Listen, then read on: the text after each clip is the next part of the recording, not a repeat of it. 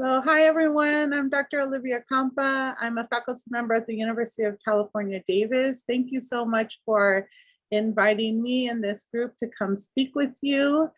I'm going to make a plea early on. If you are willing to turn your cameras on, it just makes for a better experience than looking at boxes. But I always understand when people aren't comfortable with their cameras on. But I really encourage you all to do so if you're comfortable. I'm a general internist and will be moderating the panel today. And I'm very grateful for all of our panelists who responded very promptly and were very enthusiastic to share their knowledge. So we'll have each of them introduce themselves, and then we'll start a series of questions. Feel free, if you have questions as people are talking, to enter them into the chat.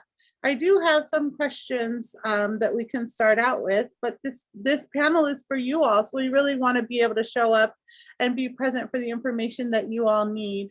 If you also want to ask your question, you can use the raise hand function, which actually doesn't look like, oh, we do have the raise hand function, which if you click on the reaction, you can raise your hand and then I'll call on you.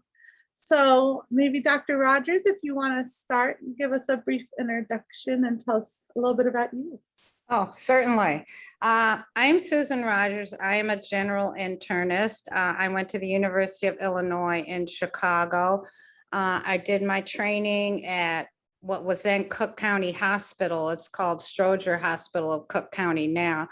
But I went to Cook County. I did my 3 years of internal medicine residency, and then I stayed as a chief resident for a year. And I went out and did a couple things, worked for an HMO, was a medical director of an FQHC, and then I came back to county. I really missed working at Cook County, and I will say that one of the reasons I even went to medical school was to take care of Black people. And I had always known I was going to go to Cook County, never having set foot in that place until I went to medical school. But that was my goal. So I came back. I was a primary care physician in one of the neighborhood clinics for about 15 years. And then I became a hospitalist and was the clerkship director for the M3 students that rotated through internal medicine. I retired in 2014, but I remained as a volunteer attending until COVID, and they told me I was too high risk because of my age, and so I couldn't do it anymore, but that's still good. So I'm not doing anything clinical now right now. I've always been an advocate for single payer, especially seeing such inequities at county hospital. And right now, there's an organization, Physicians for National Health Program, that advocates for single payer. There's over 23,000 members in this organization.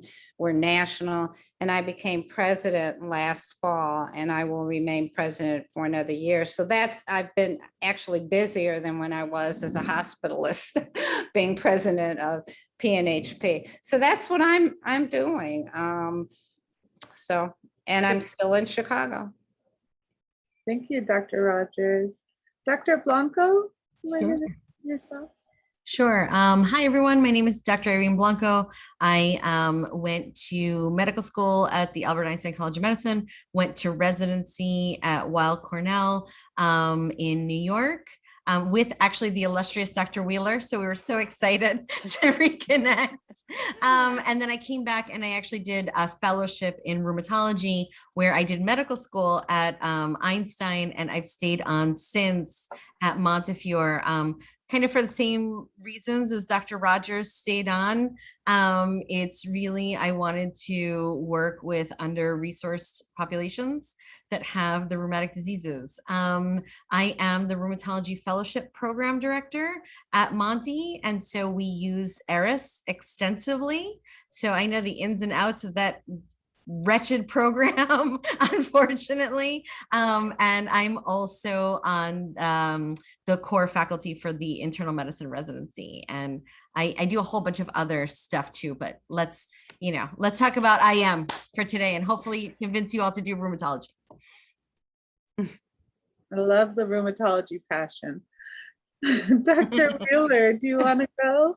Hi, everybody. Thank you so much for joining. It's so great to see so many people on this. My name's Dr. Amber Wheeler. I'm originally from East Coast, from New Jersey. I went to NYU for medical school, went right up the street to Cornell for residency. I took a gap year, did a hospitalist year at the Hospital for Special Surgery, and then I matched at UCSF for endocrinology fellowship. I grudgingly left the East Coast to go out to San Francisco. It was a move for love. My husband, my current husband, is from the Bay Area, so we were split between New York and West Coast.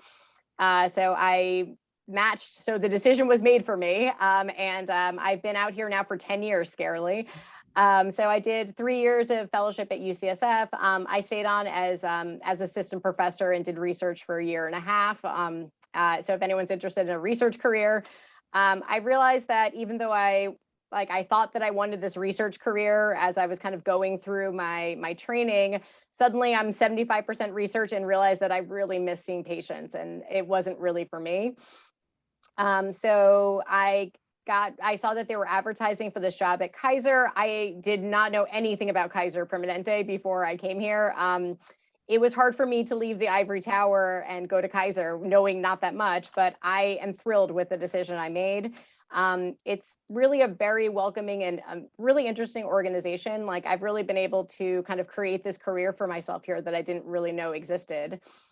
Speaking about single payer, Kaiser probably is the closest thing to single payer that we have in this country.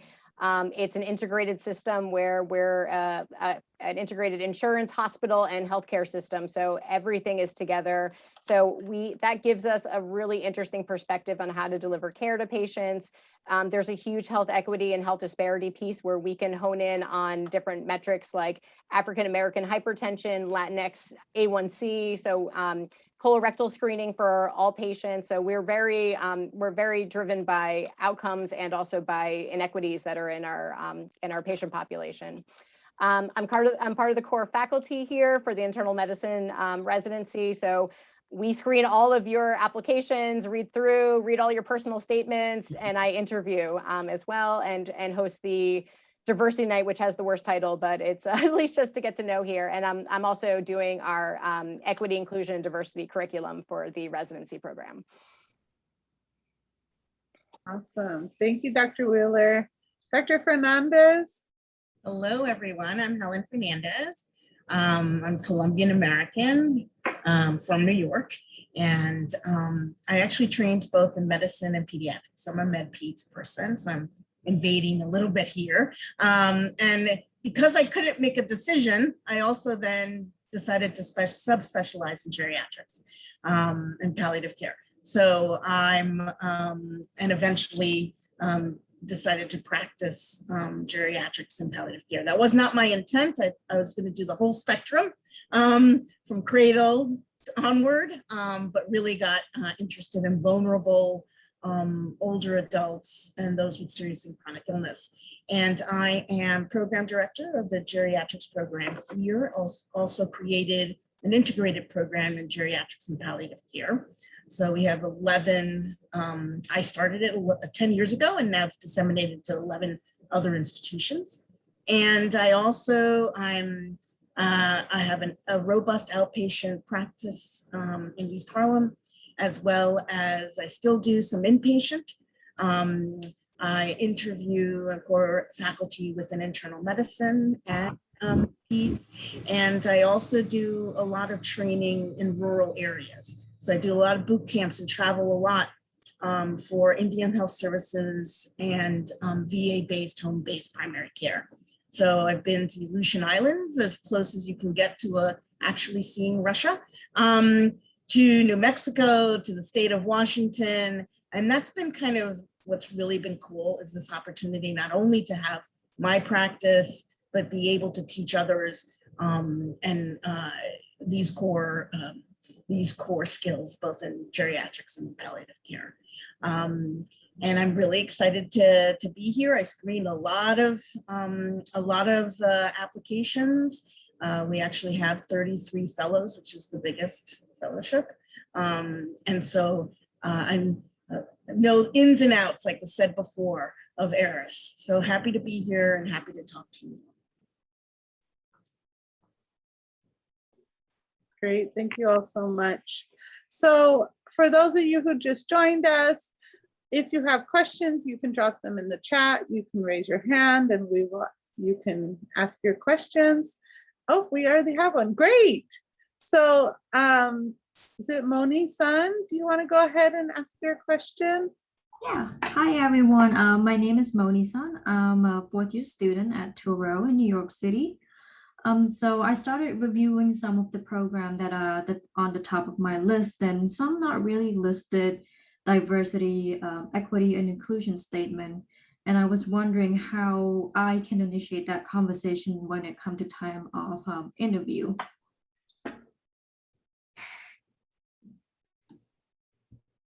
That's a good question, because I think it's important, and I think you have to figure out how to ask it in a way that you do not put them on the defensive, because every program is going to feel like they have to defend their metrics, their numbers. Okay. But you can try to phrase it in a way that I'm just kind of wondering, what about, at this, rather than I'll repeat it. You don't want to come off accusatorily, that you're accusing them of not being diverse, of not having, a diverse residency population. So that's one of the things that I would really suggest. And you can always ask it casually, especially if you go on tours with residents who are already there. Mhm. Okay, it's often easier to ask the residents who may be doing a tour that question versus the attendings who may be interviewing you. But I think it's important you bring it up, because it shows them that that's important to you. And also, like, a lot of times the websites may be just outdated because, people like PDs, we don't have time to fight with IT to give us a pretty website. So we kind of cut our losses, myself included. But, in terms of the ACGME now mandates that we address health disparities, that we help train our trainees to work in inclusive environments, et cetera. So you'd be surprised of just how ready the program director is for that question, because it's been mandated now for the past like 3 or 4 years that we have to start integrating a lot more of this content into our curricula and into our programs, right? And so, just because it's not necessarily on the website, it doesn't mean that it's not necessarily there. Keep your eyes out also, as you heard Dr. Wheeler, a lot of the programs will have, diversity nights or nights where you can meet the URMs that are in the program to get a sense of the climate and the community. So that's a great place to kind of get the vibe of the program, and also sort of ask those questions, right, to parties that potentially may be interested in those answers as well, right? So, what's been going on in the program? Like, how has this program addressed, and you could just say it straight out, like, how has this program addressed the ACGME diversity metrics? Because it kind of lets them also know that that they should be doing these things. And agreed, it's often not on the website, so it doesn't mean it's not happening. I think we updated something on our website and it's been like 3 months and IT still hasn't even put it up on our website yet. So, but I do think that, we have a question that we ask every applicant about how they value diversity. So we've actually decided to throw it back to our applicants. So I think it's a great way to bring it up and to learn more about things on the program. So I think also asking about what resources they have for like equity, inclusion, and diversity at their facility. And then also just kind of piggybacking what Dr. Blanco said is that maybe are there curricula or changes that they've made in the resident education and training that might reflect maybe their diversity or their value of where they put equity and inclusion in their program. Yeah, I completely agree that the websites sometimes are outdated. I think another place is asking about how they're dealing with health inequities. And it's a pathway in because then they're prepared to answer that question. Sometimes it is a link within. There might be an office of diversity inclusion that they're partnering with, or community or other community partners. So I think there is a way to kind of approach it through even the research realm, kind of how they're dealing with that, and then kind of coming in through there. But I agree also talking to, and I don't, not all programs, like we're doing all remote. Not all programs are going to be, you might have to do digging in some other ways if they don't have the option of actually doing live interviews. So you may have to do it in a little bit more direct way to get that information. Great, thank you all for your responses. Did we have any other questions?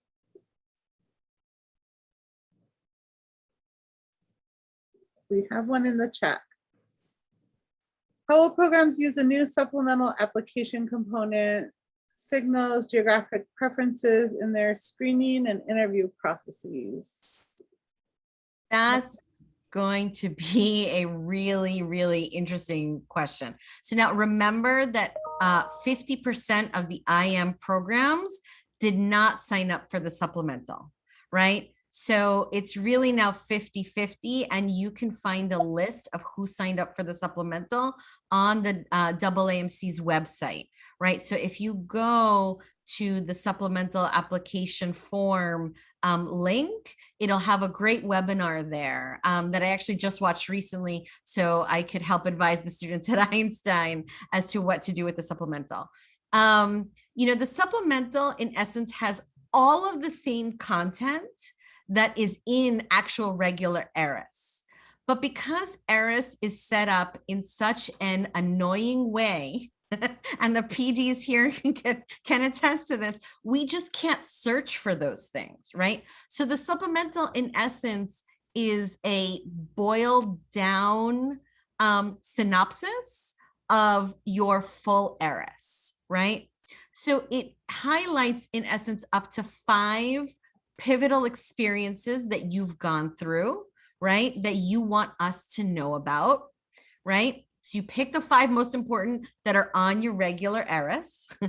There's a section on things that you may have had to overcome in order to get to where you are. So the journey traveled, right?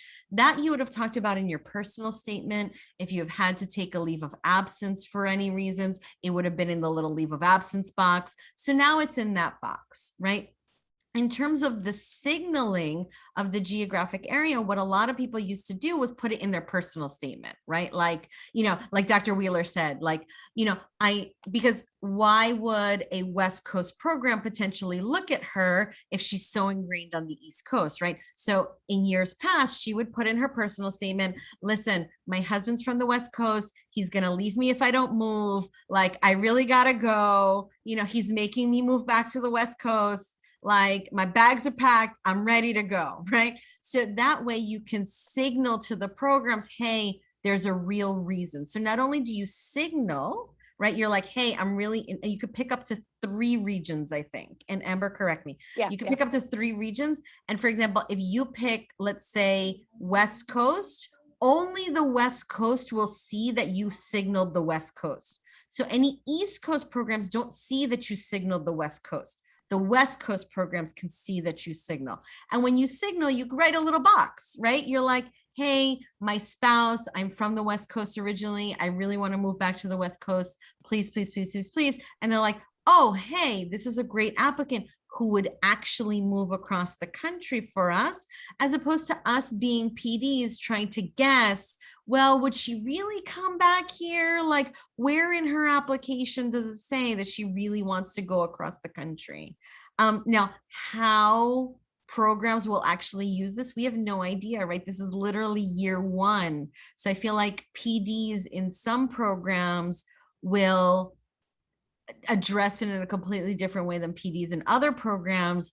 You just have to fill it out as best you can, watch that webinar from the AAMC like 3 times, right? Because it is a little tricky. And just give it your best shot, just like Eris. And the same recommendations that they gave you in the webinar, like really focus on main Eris as well. Do not ignore main Eris. Main Eris is still main Eris. This is a supplemental, right? So focus on main Eris first. And then once you complete that, you'll realize all the things you want to take out of main Eris to put then on the supplemental. Great, thank you. Lily Bonadana. Hi, Bonadona, almost got it. My name is Lily. I'm a 4th year at Wayne State University in Detroit. And I was just hoping some of you could talk about personal statements that you've read that really stuck out to you and things that you should highlight. Kind of a broad question. Good question. Good question. You know, I really try, I mean, because, you know, when we're going through applications, like sometimes you're plowing through like a bunch of applications. So one of the things that we really want to see is that, you know, we really want your personality to shine through on that application. Like, we really want to get a feel for what you're passionate about, like why you really, like why this is why you chose what you wanted to do, and what life experiences have kind of informed this decision, or have kind of like, I always like to hear about people's journeys about how they got there. And, you know, like, and what kind of excites you about medicine and going into the field that you're applying to. So we, and it's great when you can feel that like energy coming off of somebody's personal statement. Also, just kind of some of the stuff that they're highlighting kind of in the supplemental is that we're kind of looking for those things like, are there things that you've had to overcome, certain barriers that you've had? Are there, yeah, like, is there specific reasons that you're interested in like in coming? Because like definitely some people are like, well, I know that I want to be in the Bay Area because I'm interested in LGBTQ health. And so I can really understand why somebody is choosing my program to apply to it. And like that there's a really good connection to like our mission and our vision, and like that we're kind of aligned with each other. So I just say, be yourself, let your personality shine through, and just, you know, let your enthusiasm and passion come through on that application, so that I really get a feel for why you are interested in the field you're going into, and perhaps why you're interested in applying for my program. I agree. And the other thing I would agree is, I would say is take some time, have other people read it. Does it make sense? I think a well-written personal statement, I know you're not applying for, you know, a degree in literature, but I do think that taking some time and full sentences, and that's grammatically correct, it makes, for me, it says that you have pride in what you're writing, right? So journey traveled, passion, you know, being genuine in terms of that interest, doing you, right? That I can, because like Dr. Wheeler said, you're reading a lot of these, right? And I'm looking for those flashes of things. And also if it's, honestly, if it's well written, I'm gonna really be looking at it hard. There's also, there may be things you might want to explain away in ERAS, like some people will talk about like why they failed step 1 the first time or something like that. So I think if it gives you room to kind of explain things that may not shine through in your statement, like someone's like, well, I failed step 1, but like my parent was really sick while I was in medical school and it was a really hard time for me. So like it basically is it's a good thing to just put context to the rest of your application if there's not specifically an area where you can highlight those things. So to piggyback off of Dr. Fernandez, you know, again, like this is your voice, right? Like you get a page to a page and a quarter. Please try not to make it more than a page and a quarter, please. So like a page to a page and a quarter to really tell us about yourself. It's like to have your voice shine through. So really think of it as like a little bit as of a cover letter, right? Of like you introducing yourself and to say like, hey, this is Lily and this is all the things that I think make me incredible that you need to know about, right? So don't sell yourself short either. Like really put your first foot, like your best foot forward. And on top of that, you know, a lot of times, for example, people will piggyback off of their med school personal statement, or they'll start their personal statement with somebody that really inspired them, either a physician or, you know, a parent or someone in their life. be careful because the personal statement is about you. So oftentimes I'll get like a whole page on how like someone's, someone's parents, cardiologist, like completely changed their parents' life. And it's this whole narrative. And they're like, and that's why I want to do internal medicine. And I'm like, okay, so Dr. Sanchez sounds really inspiring, but I now read this whole thing and I know nothing about you, right? So it's about you. And if Dr. Sanchez was inspiring, tell me that in like 2-3 sentences max, right? And then keep it moving because you really want to frame what makes you special and what makes you an awesome candidate for internal medicine. I do want to add something about what Dr. Wheeler mentioned about red flags. I think it's really important if there are red flags in your application, you address them. Because if they're not addressed in your statement or anywhere else in your application, you're not going to get an interview. So you've got to frame it in a way. Oftentimes there's a good reason why there's a red flag. You may have corrected whatever that reason was, or maybe it were things in life that were beyond your control, but you take the initiative, you're the one that addresses that first so that it looks like you own it. So you own your problem and you explain it. The other thing I would say too is make sure your personal statement isn't too long. When I used to interview for the internal medicine program at Stroger, we all had 5 applications for that day that we did, 3 to 5, and you don't get the applications until then. And if they're too long, you won't get through them all because there's not enough time to read a book in between each applicant that you're interviewing. So really focus on making it concise and to the point and getting your points across that you want. Great, thank you. There was another question in the chat. If we choose not to select geographical preferences, can we still signal 5 programs for IM? Or are the 2 options connected where if we select no geographical preferences, we cannot signal the 5 programs? It's my understanding, and I watched that stupid webinar twice. I feel like I need to watch it again. That they are not linked. That if you choose no geographical preference, that you still have like the 5 options. What they did stress a lot in the AAMC webinar is that if you do not have to signal your home program and you don't have to signal any program where you did an away rotation, right? Because they know you're interested. So in essence, they're saying don't waste 2 signals, right? On your home program and somewhere where you did an away rotation. That's a little less important probably for medicine than for the more hyper competitive specialties like ortho, ENT, etc. But they were very clear, right, to just really save your 5 signals for the programs that are outside of your home program and any place where you may have rotated. Great, thank you.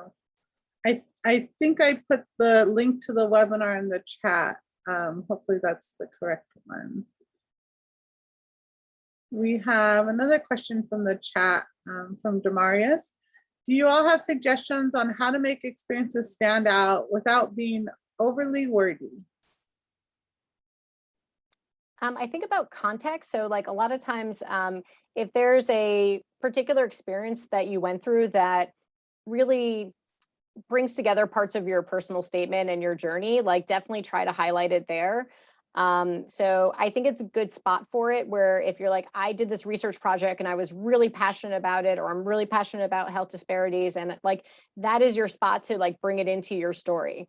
So I love seeing when people take their like something that happened to them that really just changed their whole perspective on going into medicine or like choosing the particular field they're interested in. Like, but again, I agree with what Dr. Blanco said is that, make sure it's in context and that it informs your story rather than taking over the whole story itself. So like, I love when people like say like, oh, and I took care of this patient and they had DKA and this is why I want to be an endocrinologist, like you, Dr. Wheeler. And, but like, yeah, like I want a few lines about it. And I want it to be like, how did this help you more so than what happened to the patient? So it's definitely like, try to weave it into the narrative more so than have it dominate the narrative.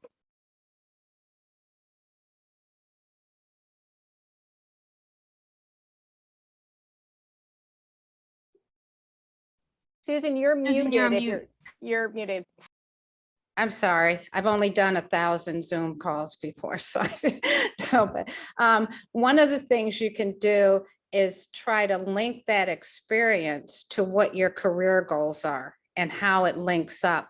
And so, you know, if you want to work in a rural area, for example, think of an experience that reflects that interest or why you became interested in that, and link that to what you want to do. And that way you don't have to be that wordy, but you're being very specific about what that experience means in terms of what your career goals and why you want to do what you want to do.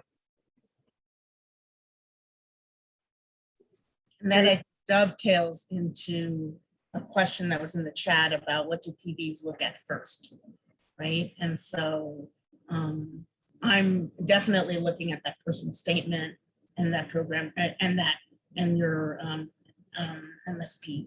You know, those two things are giving me, because the other things are, you know, their numbers or and I'm not saying you're not looking at them, but that's a lot easier to filter than really reading about you.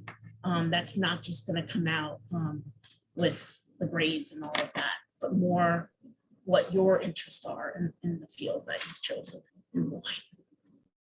I also make a plug also, like I also love personal statements. I mean, or the letters of recommendation, because, and I really read the program letter, like really in detail, because they're going to highlight the awesome things about you. And also the letters of recommendation is nice because it's kind of a departure from the other things. It's like kind of this bird's eye view from like, this is the person who is meaningful to you, that you chose to represent you in your application. Why did you choose this person and what do they have to say about you? And they may offer a perspective that may not be readily highlighted somewhere else in the rest of your application. So I'm always intrigued about like, who is this person and why did you choose them? So I always tell applicants, make sure when you're approaching your letter writers, basically straight up ask them, I'm like, if you can't write me a strong letter, do not even say yes, please. Like, we don't want some like really weak letter from someone being like, I don't know, he rotated on my, like, he was a sub-I, he was fine. Like, that letter is going to not help your application at all. So make sure you ask, just tell them to be straight up with you if they can write a strong letter for you.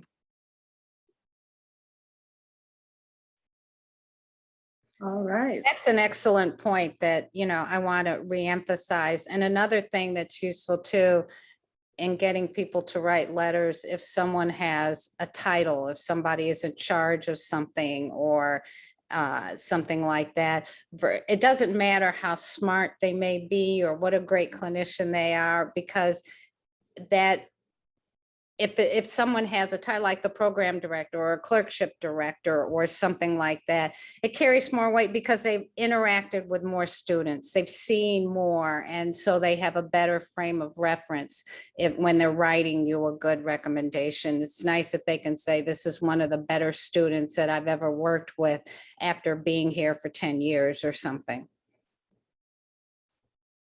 Great. So we have another question out of the chat. What information do you consider that is crucial, is often missed in the application by international medical graduates?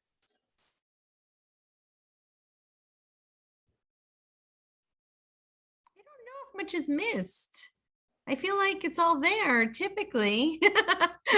You know, I mean, mostly it's, I would say some of the biggest barriers is like getting everything in on time. Now, you know, some students, for example, think that like, you know, they need to submit everything by September 1st, right? Which is when ERIS opens. No, because for us, ERIS doesn't open, right? Like for the program directors, ERIS doesn't open until September 29th at 9 a.m.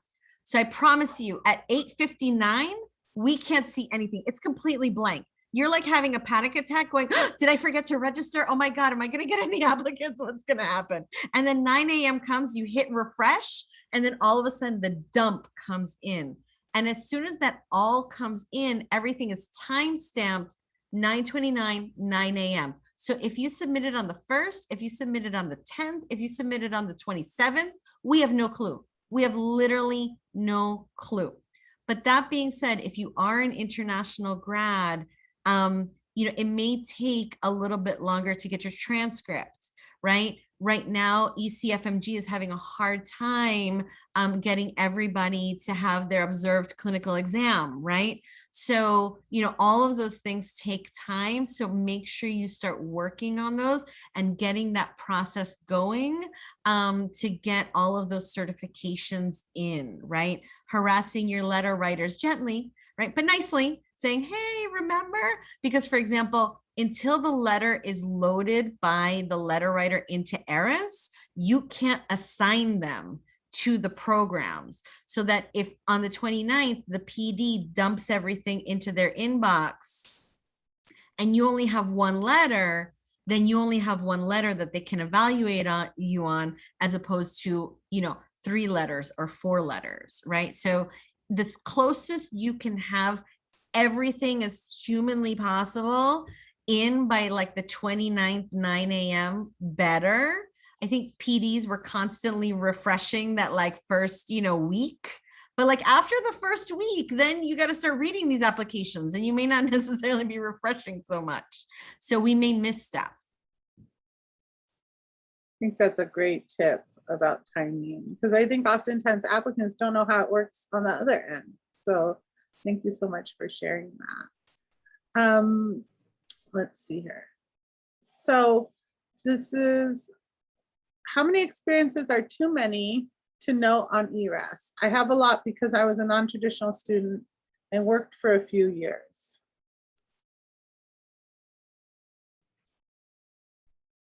I feel like put it all in there, because I love to read all the non-traditional students. To me, it's always, I remember all these, it's on repeat, it's about the journey. So for me, I'm always curious. I'm like, wow, like, look at all these different things you did before you came to medical school. Like, how did you end up here? Like, how did you change careers? Like, how did these other jobs like inform how you're a doctor? Like, how did you choose the field? I mean, like, to me, it like gives you such a rich view of like all these life experiences, like boiling down to this moment, and like, how did you get here? I remember one of the residents we have now, like, he took 10 years off in between finishing college and applying for medical school. So, he did advocacy work. He like worked in a homeless shelter. He like walked dogs, and like, it's like this long list of stuff. And I'm like, so cool. So like when I sat down with him to have his interview, like I wanted to hear everything about him. And I was so excited about all these different career choices or like career options that he entertained. And so to me, that also really helped his decision and how he got where he is. So I wanted to hear it all. And I don't think there's too much. Like maybe if you like did something like if something was like, oh, I worked at this job for 1 month and it's not really informing anything, like maybe you could just kind of peel it off. But like if you spent any significant time doing a certain job or experience, and it's also, you think it's something that was meaningful that you did with your life, I definitely want to know about it. So I say the more the merrier in there, if it's something that you feel is about you and informs us about who you are. Yeah, I think the piece there is what's the reflection and how you connect that story and that journey, and how that whatever experience informed kind of your next step. I think that's, instead of that just list, it's kind of really giving us an arc of your story, right? Not everything you do has to be connected, but some arc, right, would be really helpful, because you're trying to have the reader kind of understand that journey that you've carried. One of the things too, you want to make sure there's not long gaps in anything that you put in there. So even if it was not an earth-shaking experience or whatever, you don't want, a 6-month period where you did nothing, unless you have a good reason to explain it. Maybe you were ill, maybe one of your parents were ill. I mean, there's always explanations for this, but you just don't want too many gaps that you can't explain. You know, so that, like, I think you've heard over and over and over again, right? Like everything that you put on there should feed the narrative of why you want to go into internal medicine, right? So pay attention to those description boxes, because everything will say, like, you know, research, education, volunteer, you know, the dates that you did it, the supervisor, right? The little title of the experience and the hours per week or per month, whatever. And how many months you did that. And then you'll fill that out and then you'll put a little description box.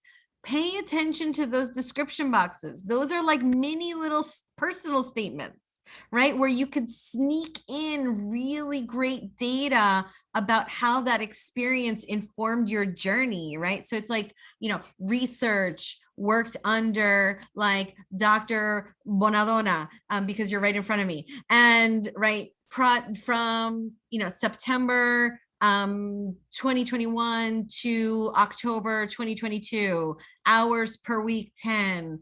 And then you're like, you know, the project was looking at health disparities in the rheumatic diseases. My contribution to the project was X, Y, and Z. We found that blah, blah, blah, blah, blah, blah. We published here, right? All of a sudden that becomes like a really rich sort of thing, as opposed to, yeah, I did some research, or like you just leave it like research with Dr. Bonadonna. And you're like, okay, but what did you do? Like, were you cleaning beakers or did you actually contribute to a manuscript, right? Another point I just want to, it's kind of going back to another question, is that sometimes people are like, oh, I did all this research in like orthopedic surgery and now I'm applying to internal medicine. Like, what do I do with all this stuff? Like, people are going to think I'm not serious because I have all this other experience. I think it's a great place for the personal statement also to be like, wow, I came into medical school thinking I definitely wanted to be an orthopedic surgeon. And then I had this experience where I was like, wow, I want to round for 3 hours on patients. And so I think then that way, like, we want to, like, a lot of times it's good to like include that into the narrative. So that way you're stringing everything together, because we're also looking, being like, are you applying for ophthalmology and then this is your backup plan? Like, so I want to know why, like, you have all this other research, not that like this is your plan B. Great. Let's take the question from Rosam Desta. Hi there. Thank you again for taking the time to talk to us. My question is just to follow up on that. In terms of describing our experiences with a little blurb, and how do we differentiate that from like tying it into our experiences in our personal statement? So I'm kind of worried that I'm just reiterating my experiences section to be like, and I did this thing too, and this is why I'm an internal, and this is why I'm in it. I want to do internal, and so on and so forth. Thank you. I would kind of cherry pick the ones that are, you know, if you like, you're like, oh, I worked on this project and like, you know, I did during first year when I was still trying things out, you know, like, so like maybe that may not be the one that like gets into your personal statement. But what I would do is I would pick the things from I would give as much information as you think is helpful for us to understand that experience and how it kind of fits into your story. But I would really cherry pick the ones that were super meaningful to you to then highlight in your personal statement if those kind of help with your narrative. So, you know, you don't have to write like a Russian novel for every experience. Like, you know, sometimes too much is a little too much, but like try to be concise and be like, you know, kind of as Dr. Blanco kind of said, like, I did this research, I did it for this period of time and it led to a publication, bam, bam, bam. We got a really good idea about like, you had good follow through, it was a meaningful project to you. And then this is how, like, this is the end point. So like a lot of times I think people dabble in a lot of stuff and it's good to see that you carried through and actually like brought a project through to publication or to abstract. Or if for some reason the project didn't ended and you didn't have a chance to really publish or do anything with it, just kind of give us like, oh, well, I was only on this research project for the summer and I wasn't on the research project again. So that way, like, we understand maybe why it wasn't published. But I like to see that projects are actually carried through also when I look at it. And Thank you. narratives are really an extension, right, of the personal statement. It just gives you more opportunity to explain things, but you don't have to explain every single one of those experiences within the personal statement. But it might grab somebody who is interviewing you, right? Who may say, oh, I do research in that area, or that sounds really cool. Might ask a question related to that experience that you had. Great. Okay. Just one thing that like occurred to me. Sorry, Oh, Olivia. So something, you should not put anything on Eris that you don't want to talk about, because everything is fair game. Everything is fair game. So if you put something random in terms of your hobbies and you don't want to talk about that, don't put it, right? Don't put Language it. skills. We're going to bust out some Swahili if you say you speak basic Swahili, so. Right. You may, because also too, like when you do so many interviews and you read so many, like if you write something like, whatever, a very sort of random hobby, I shear goats. I don't know why that occurred to me, but like, let's say you write that down in the hobby. I may really zero in on that because after a long day of interviewing, I want to talk about something else. And that it just sounds like something fun to talk about. Right. So, but if that's not what you do as a hobby, don't include it. Right. The same thing, like your hometown, right? Some people leave it blank, some people fill it in. You don't have to, but you'd be surprised on how these little things are entry points to make a connection with your interviewer, with the PD, with the program, etc. So really, sort of be mindful of how you're filling out those throwaway boxes, which actually end up not being so throwaway. And also be careful about overselling yourself sometimes. I feel like some people are like, oh, and I was the PI and wrote this grant. And then you ask them, you're like, no, you didn't, So it also can detract from your application if you kind of oversell your, like you want to be important, but like, don't just be cautious for how important you make yourself sometimes in those experiences. Like don't oversell it too much. All right. So we probably have time for 2, maybe 3 more questions. So this one should be a quick one. How are letters of recommendation from other specialties like neurology or family medicine seen when applying to internal medicine? I think if that person knows you really well, like, then it's great. To me, it doesn't matter if it's in your field particularly of interest, but like if you did cool research, if that person got to know you well, and they think you're awesome and like are the best like medical student they've ever seen, like more power to you. Like it's really about someone who vouches for you, is going to add to your narrative and your story and just write you something strong. To me, like even if it's someone who's in plastic surgery who writes you a great letter, like I of course want to see some letters for like related to what you want to do. But if somebody really thought you were awesome, I want to see that letter for sure. There's a lot of characteristics about you that other letter writers can refer to, like, how hard you work. Do you follow up?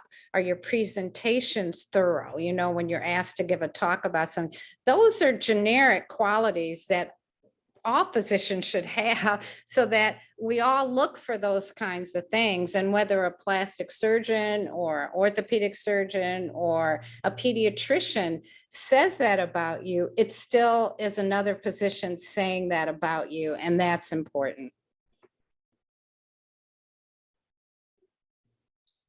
Great. Another quick one, and then Lily will get to your question. So there's a few questions around if people can use bullet points instead of writing out paragraphs in their experience section. Yes. Okay. And sorry, one more quick one on step 2. When is it considered late to take step 2 if our step 2 score is not there when we first apply? Is that a problem? So, Prometrics are shutting down again because of COVID. So God only knows what's going to happen. Let's be honest. But this is now like the PD's second time at this rodeo. So I feel like they're just going to roll with the punches. But keep in mind that the NBME releases your scores the same way your school releases your transcript. So they're just sort of uploading a PDF into the system. So if you take step 2 later, it's not going to automatically populate, right? We just get like a PDF of your score sheet and we're like, oh, that's nice, but we don't necessarily get, it's not electronic where it'll automatically update. So if you take step 2 later, right? Like after September, October. And it may just happen that that's the way it happens because of when you took your sub-I and all that stuff. Like we get it. And again, if your Prometric shut down, if friggin' shut down, like it is what it is, right? For those of you, in the South right now, that's heavily surging. So, I would say if you take it later and get your score, just, email the program coordinator, email the PD, say, hey, I took step 2. I got my score. Here it is. Let me know if you need anything else from me. Thanks. Awesome. Okay, Lily. And Thank then you so one other much. This is question after that. Go ahead, sorry. I had a question. So once we submit ERAS, if there's a program we're really interested in, but the interview invitation is not coming, is it appropriate to email a program director or reach out in any kind of way just to kind of nudge it a little, or should we just leave it alone? We've interviewed people who have reached out who haven't gotten notifications, because to me, like if you're taking the next step to be like, hi, I'm really love your program and I'm really hoping to get an opportunity, we often will make room to interview you. So I don't think that's a negative at all. Like it may not be like, oh, I submitted my application, it's been 1 week, I haven't heard from you. Like, not that, but if you can feel the interview season starting to wind down, then and you haven't heard yet, or like you've already started to like book up your slots and you're like really worried that you're not gonna have an opportunity to interview, there's no downside to doing it. What we just say, like, sorry, we're not interviewing you. So what's the harm to doing that? Also, like what happens, sometimes there's some weird snafus that happen in downloading from ERAS. Like we realized that we didn't review like 25 applications and we offered people like interviews like the last like 3 weeks that we were interviewing. So sometimes weird things happen. So I think if you're really interested in a program and you really want an opportunity to interview, there is no downside to doing it.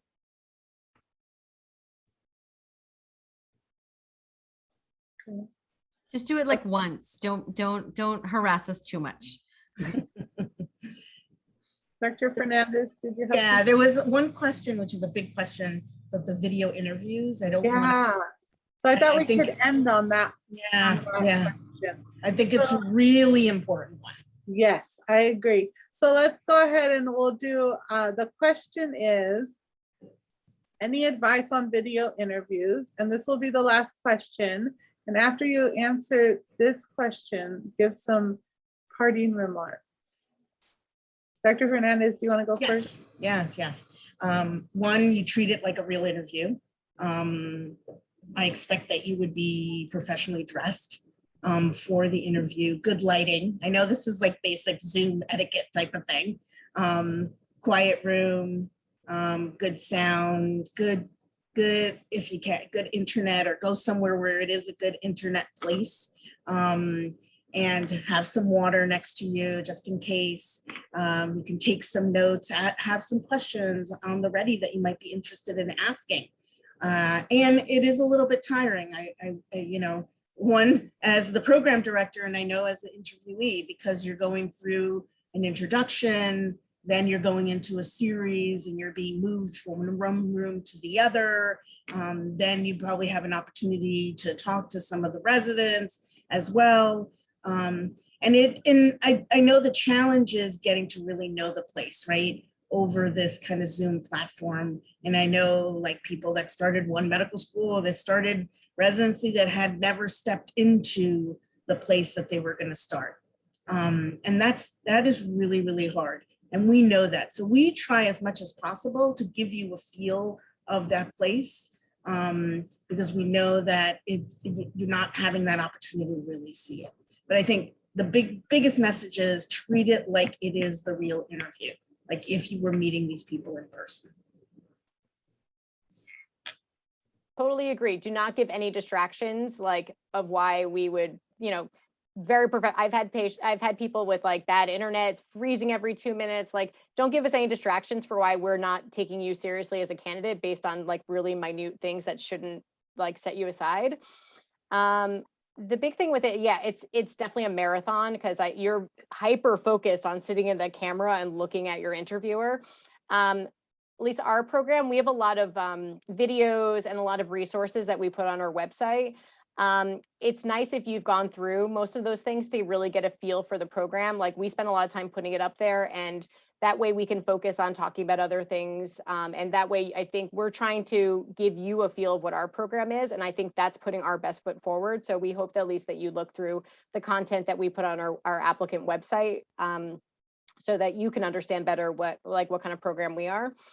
I would also say that if you are really interested in something and you didn't get to meet somebody in that field, or you didn't get to talk to a particular resident, you're like, hey, like I want to talk to a resident who may came from the East Coast, or maybe another like Black resident, like request. Just say like, is it possible I can follow up with somebody? And like, and we've set up those kinds of like just informal discussions with like after hours or other things there. So someone really wanted to apply for nephrology, so we like had them sit down with the nephrology attending, things like that. So if there's certain things you felt like you missed out on your day there, then ask for it if you're really seriously interested in that program. The other thing, one of the things I would add, just in terms of the whole interview experience, as already mentioned, make sure your lighting is together, that you have your Zoom room or your Zoom space all together, that you're comfortable, you have a comfortable chair, your table is at the right level for your computer and all of that. The other thing I would add is do your homework about the program that is interviewing you.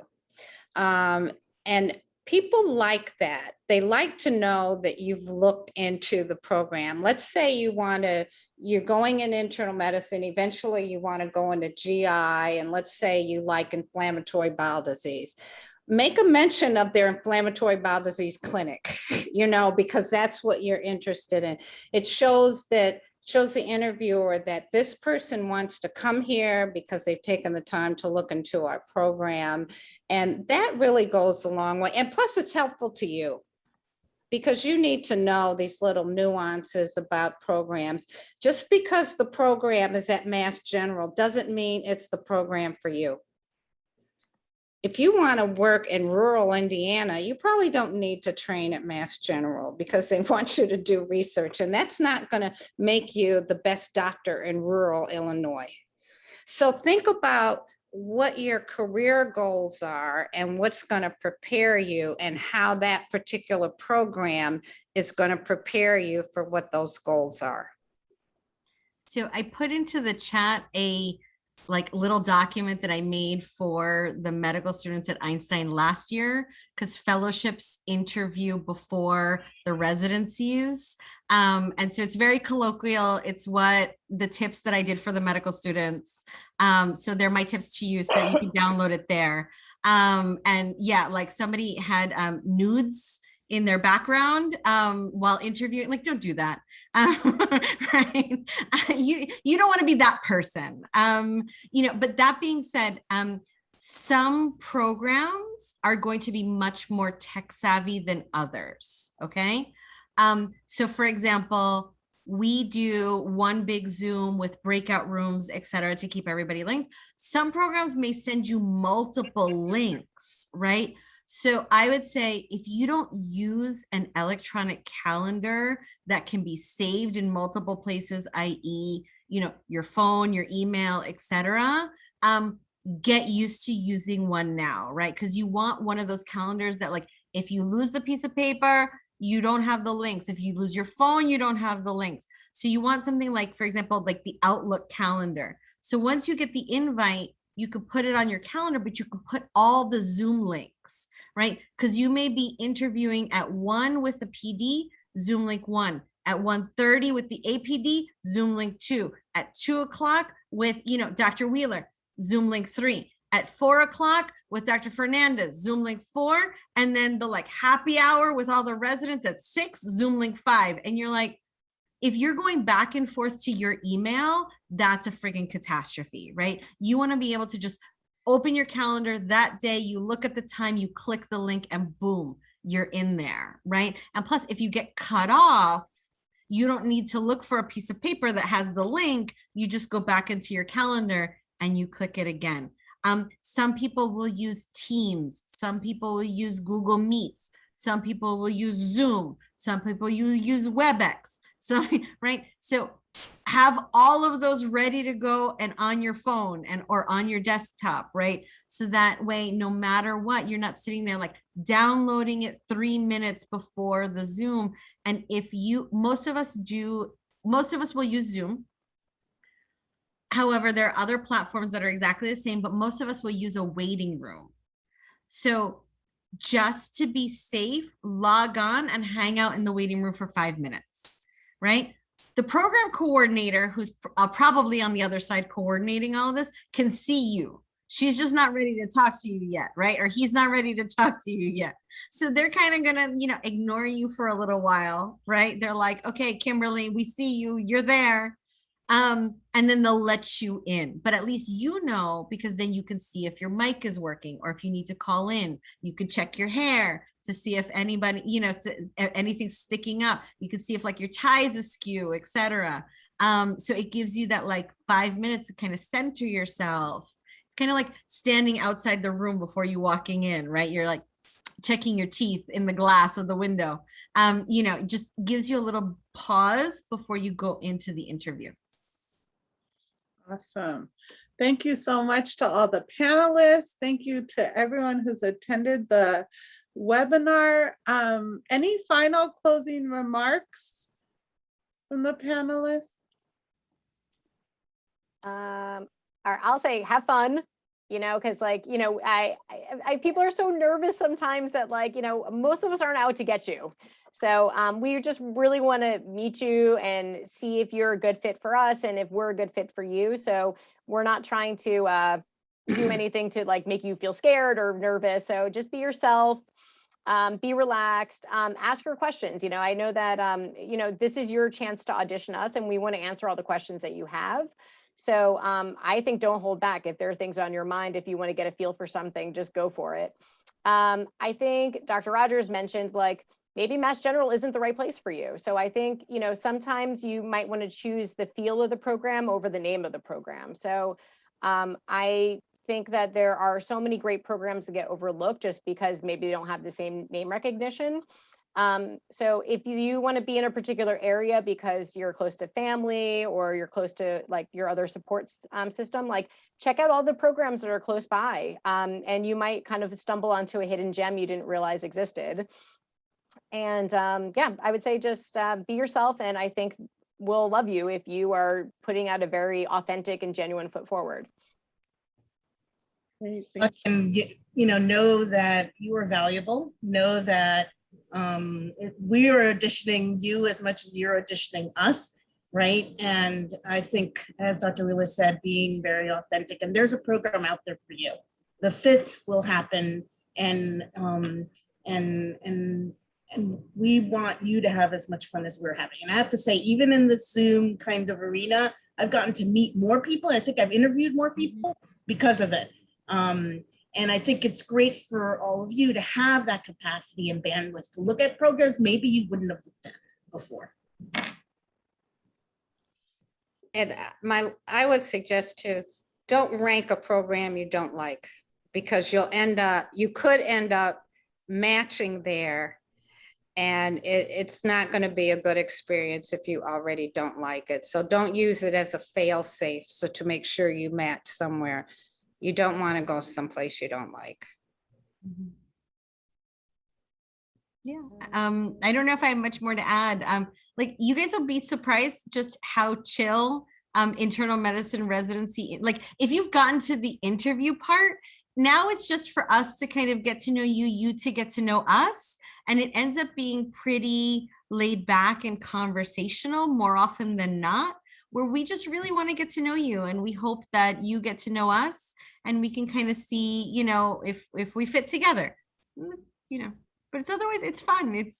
Hopefully you guys will have a wonderful, wonderful experience. You'd be surprised. I feel like on our end, we really do get to know you over Zoom. You'd be surprised. More, I think it hurts you guys in figuring us out because you can't see the space, you can't see the neighborhood. So really rely on those websites, for as much information as they may have. But otherwise, like, we really do get to know you. So don't worry that like, oh my goodness, like they'll have no sense of who we are. We will, just like do your homework and have fun. Great. Thank you all so much. My parting word is take a look at UC Davis. We would love to have you all. And I look forward to getting to know everyone better, and best of luck. You all are going to do a great job. Livia, should we put email in the chat? Is that You can helpful? do Like, email in the chat. Sure. If everyone wants to drop emails in the chat, that would be great. And we'll take a moment so people can save the email.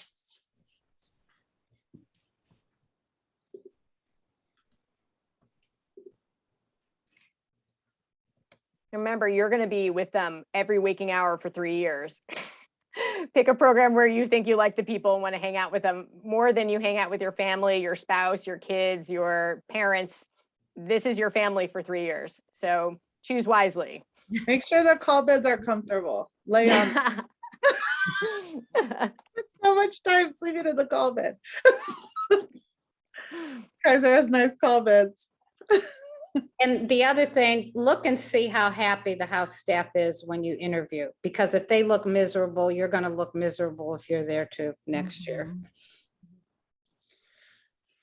Okay, thank you, everyone. Have a great night and take care. Thank you. Good luck.